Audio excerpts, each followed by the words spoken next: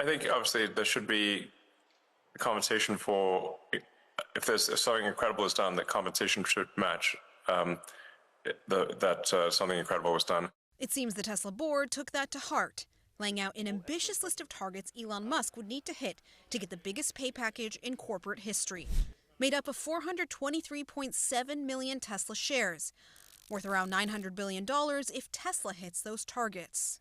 Those include increasing Tesla's overall valuation eightfold to $8.5 trillion, deliver 20 million Teslas, 1 million autonomous robotaxis, 1 million autonomous Optimus robots, and stay at Tesla for at least 7.5 years. Under the plan, Musk would also end up owning just over a quarter of Tesla voting shares. Musk has previously made it clear that he views his pay package as a reflection of his leadership at Tesla. It's not a money thing. It's a reasonable control thing over the future of the company, especially if we're building millions, potentially billions of humanoid robots. I can't be sitting there and wanting to get tossed out by, for political reasons, by activists. Tesla has suffered slumping sales and a volatile stock price, from increased competition and consumer backlash to Elon Musk's work with President Donald Trump's administration. You can't be penalized for being a patriot, and he's a great patriot. And he's also done an incredible job with Tesla. And their eventual falling out. Notably, Tesla's plan does not place any restrictions on outside activities, including politics. Musk had previously announced plans to start a new political party. Tesla noted in its filing that during negotiations, Musk threatened to leave the company and pursue other interests that may afford him greater influence. The plan is super ambitious, and that is what motivates Elon. So in coming up with a plan that will incent, motivate, have his time, focus and attention on Tesla, we needed to come up with a plan that was super ambitious.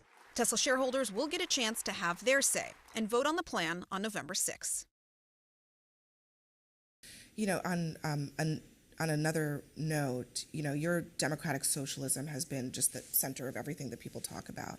But in this country, there's a big debate about the wealthy, the uber wealthy, the gap between the rich and the poor.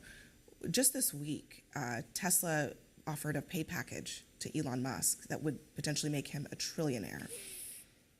Do you think trillionaires should exist? I think the better question is whether working people should exist, because what we're seeing right now is amidst this incredible wealth, we have people who are keeping the city running that have to now live outside of the city, outside of the state. There are New Yorkers who are living in New Jersey and Pennsylvania and Connecticut because they just can't afford to live here.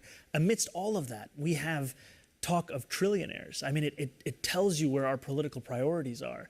And that's what is so frustrating, is that when we talk about the cuts to SNAP benefits here in New York City, the throwing of millions off of their health insurance, it's not just a incident that has taken place in Washington, D.C. It is a function of the largest wealth transfer we've ever seen in our history of our country's politics. Yeah, I mean, I definitely take the point that this inequality has only increased in recent years. But we also live in a world, especially this city, where it is powered by businesses, by corporations that come here that hire people. Job numbers that came out just today indicating there's a slowdown across the country in hiring.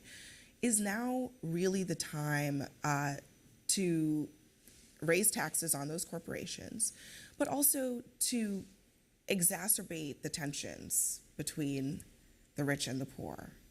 Or do we need each other to make this economy work? We need each and every person in this city for the future that we all deserve. And what I would say is it's not politics or policy commitments that are exacerbating tensions. It's the fact of inequality.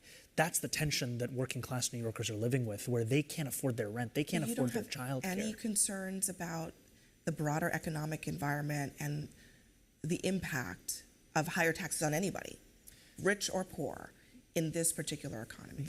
Let's talk about the revenue proposals. I've talked about increasing the state's top corporate tax rate to match that of New Jersey, increasing personal income taxes on the top 1% of New Yorkers. That's New Yorkers who make $1 million or more. They'd pay $20,000 extra in their personal income taxes. This would actually even benefit those same sets of New Yorkers and those corporations, because when I speak to business leaders, they tell me they're having a struggle of attracting talent that can afford to live in the city because of the cost that we're seeing across the board. These are not proposals for the sake of raising revenue. They're proposals to fund affordability across these 5 boroughs. And that's critical, because otherwise we'll see an exodus that has already been taking place of hundreds of thousands of New Yorkers who just cannot afford this city anymore.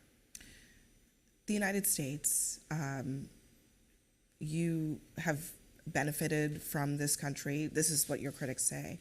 But you don't support the system, the economic system that perhaps you benefited from. Is that right? I love this country, and I'm also a New Yorker who has loved this city. And one of the things that I love most about the city are its parks. And its parks, and the Parks Department, was founded by a socialist mayor of New York City, Fiorello LaGuardia. These are all parts of the same story. And the idea to simplify it as if a critique of capitalism is to be un-American, it speaks to a lack of understanding of the breadth of our history. Which makes me wonder, I mean, should there be more socialism in your view across America? Should America be more of a socialist country? I think you go back to what Dr. King said decades ago. Call it democracy or call it democratic socialism, there should be a better distribution of wealth for all of God's children in this country. And that's what I believe we need from coast to coast, is dignity for each and every person such that they can actually live a life that is more than just struggle. All right. Well, thank you very much, Sarun Ramdani. Thank you. It's a real pleasure.